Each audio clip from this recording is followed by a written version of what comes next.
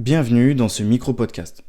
En quelques semaines d'intervalle, j'ai eu l'occasion de coacher des apprenants différents sur des sujets assez similaires, ce qui m'a poussé à développer le sujet du stress et de la récupération. Dans les deux cas, il en résultait une fatigue extrême suite à une formation extrêmement intense et parfois même un sentiment d'écœurement de leur futur métier. Incroyable, n'est-ce pas ?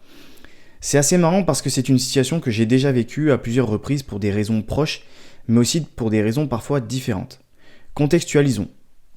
On lance un être humain qui avait une vie globalement normale, 35 heures en tant que salarié, une vie de famille, des passions, des projets perso, dans une vie où pour réussir sa formation, il doit globalement s'oublier et travailler 70 heures par semaine. Même si le corps humain est assez bien fait et saura facilement s'adapter et encaisser le choc les premiers temps, sur la durée, ce n'est pas le corps qui devra être fort mais bien le mental. On ajoute à cela le fait que durant le parcours, on ne comprenne pas immédiatement certaines choses, avec une petite touche de soucis perso pour ajouter un brin de challenge ou une épidémie comme le Covid, et on arrive facilement à avoir du mal à voir le bout. Le stress et la récupération sont deux éléments importants dans la réussite d'une formation et plus globalement dans la réussite de n'importe quel objectif personnel ou professionnel. En introduction de parcours, j'adore donner une anecdote que mon formateur de moto-école de l'époque m'avait apprise. Quand on débute en moto, le cerveau découvre une toute nouvelle sensation, celle de pencher la moto. Sensation qui devient rapidement addictive et source d'adrénaline chez le motard. Cependant, avant d'en arriver là, le cerveau prend cette sensation comme un effet de chute. Et lors des premiers tours de roue, lorsqu'on commence à pencher, le premier réflexe du cerveau est de poser le pied à terre pour ne pas tomber, alors que ce n'est pas le cas. Ici, inutile de s'énerver.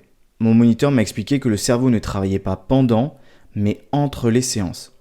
Il suffisait juste de se concentrer durant la séance et la prochaine fois, tout serait ok. Et devine quoi ? La semaine d'après, je n'avais plus ce réflexe. Pourquoi ? Tout simplement car le cerveau garde en mémoire cache durant la période où on le sollicite, mais il va réellement l'intégrer lorsque cette mémoire de mise en cache ne sera plus stimulée et va devenir de la mémoire définitive. Elle sera donc complètement assimilée par le cerveau. Cette petite anecdote est intéressante car en cherchant plus loin, j'ai découvert récemment qu'il était nécessaire de forcer la décharge neurologique que l'on s'imposait. Qu'est-ce que cela signifie concrètement ? Eh bien, grossièrement, notre cerveau possède des faces antagonistes, c'est-à-dire qui vont s'opposer, et lorsque l'on travaille, on va activer une des faces. Cependant, parfois, on va vouloir faire un break et faire autre chose, en pensant relâcher notre cerveau. Mais en réalité, et c'est là que ça devient intéressant, on va souvent continuer, sans le savoir, à faire travailler la même face du cerveau. Donc on ne va pas réellement le décharger. Pour bien faire, il faut se forcer à faire quelque chose d'opposé qui permettra ainsi de charger l'autre partie du cerveau et de permettre à celui-ci de laisser se décharger la partie sur laquelle on vient de travailler. Bon, Thomas, c'est pas mal ton truc, mais dans la vraie vie, ça donne quoi ? Eh bien facile.